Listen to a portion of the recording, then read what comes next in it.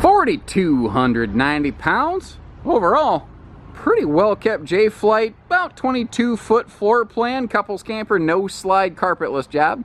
Just coming in here at Haylet RV. Folks had it for a couple years, had a good time with her, took good care of it. Just decided it was time to get something a little bit bigger with a slide out. And let's go ahead and get the elephant out of the room. The cold crack in here is heckin' bad, if I may be so bold as to say.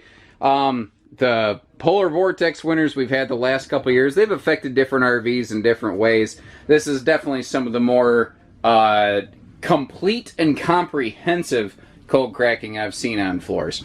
So there's, the question is, what can you do about it?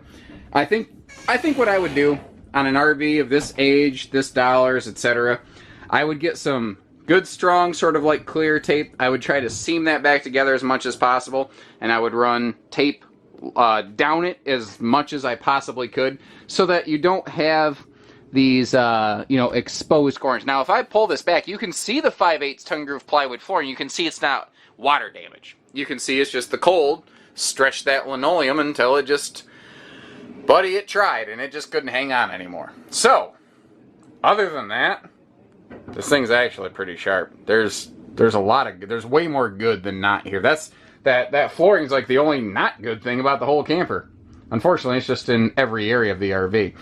6'9" tall, so it's 3 inches taller than a normal trailer, which means somebody like me, a little bit more than 6 foot tall, can stand in the shower. And we also have centralized air, which is something at a smaller size class price point. Like, this was built to be more of a starter camper when it was brand new, but it still had some of those nicer things like the central air. Now, before I forget, previous owner installed a big old TV over here in the bedroom area. So as far as I know, that seems to be something that's staying with it too, because the new RV that they have already has screens.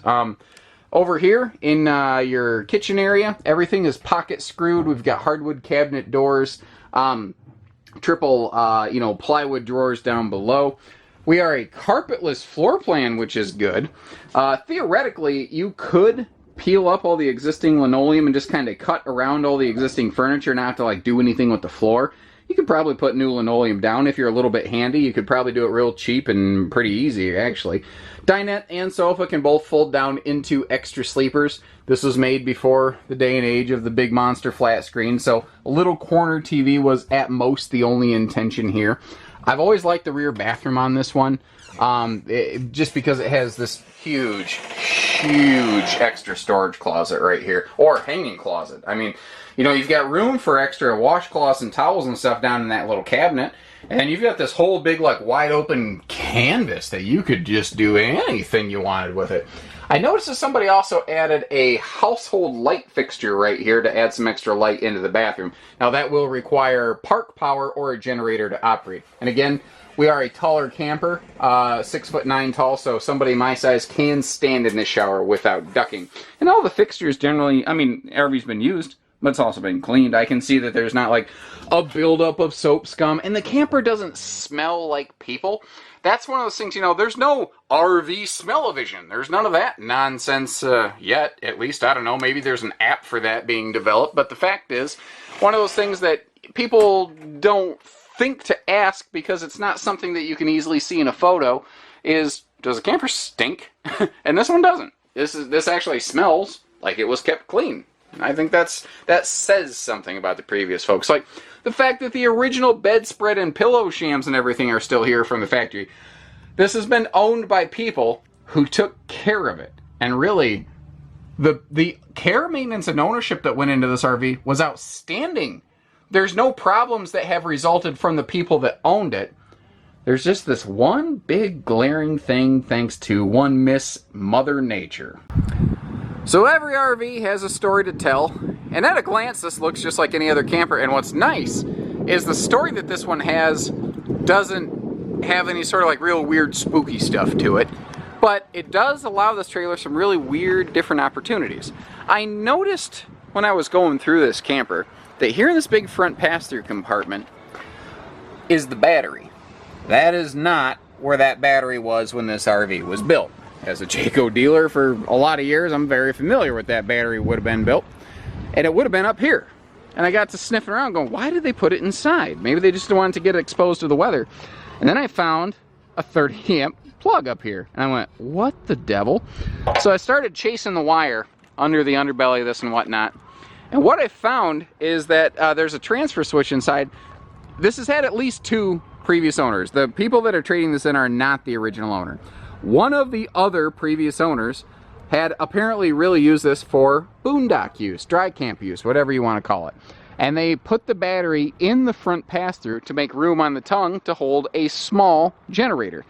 And apparently their generator had a 30 amp plug on the side. They installed a transfer switch so that you don't have to feed the side power cable up to the generator. Instead, all the wiring's already run for you. So, in a sense, this has been made generator ready or gen prepped in a interesting roundabout sort of way, but effective way.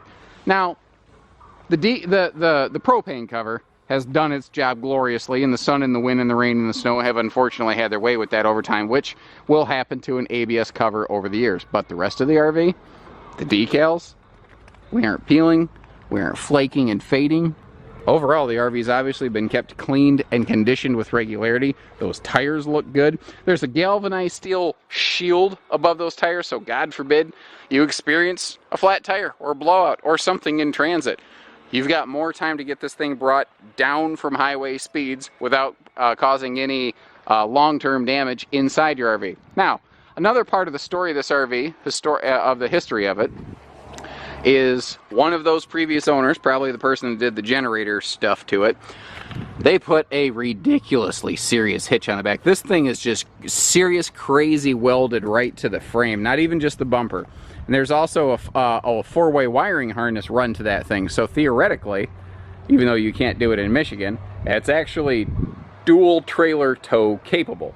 I wouldn't use it for anything more than a bike rack personally, but to each their own. So, like I said, every RV's got a story to tell. If we get right up here, you take a look at this fabric. Awning looks good.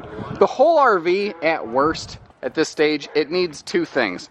It needs a very basic level surface bath, and it needs something done with that flooring.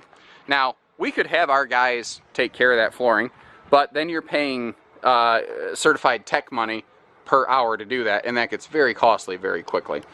Or again, if you are even the slightest bit handy, you could do, I don't know, call it a patch job, but a basic fix on that floor to keep it from progressing and getting any worse just from common foot traffic. And frankly, you'd be just as happy with this trailer when you're done with it for very little money versus a lot of money to have our guys go through and really fix it the right way. So, like, meaning replace all the linoleum, which requires removing all the furniture, and it's a big deal. You know, a little bit of tape, maybe it's not perfect, but it's also going to be 100% functional when you're done with it for almost no time, effort, and money. So that's kind of what I think I think if you've never had a camper, you're looking to just kind of start camping, this would make an awesome starter camper, for sure. It's something that you could own for a year or 2, and then once you got the slide out bug like the previous owners did, you could swap out of it, but you'd really learn what you like and dislike about camping, about RVing, the features that you find important or don't find important, and then you could get out of this thing, really, and not get stung by it. You're never going to get your tax money back from a purchase, but you're also not going to lose your hat on swapping this thing out a year later. So, you know, to each their own, but that makes sense to me. So take care, stay safe, have fun, and happy Haylet camping, everyone.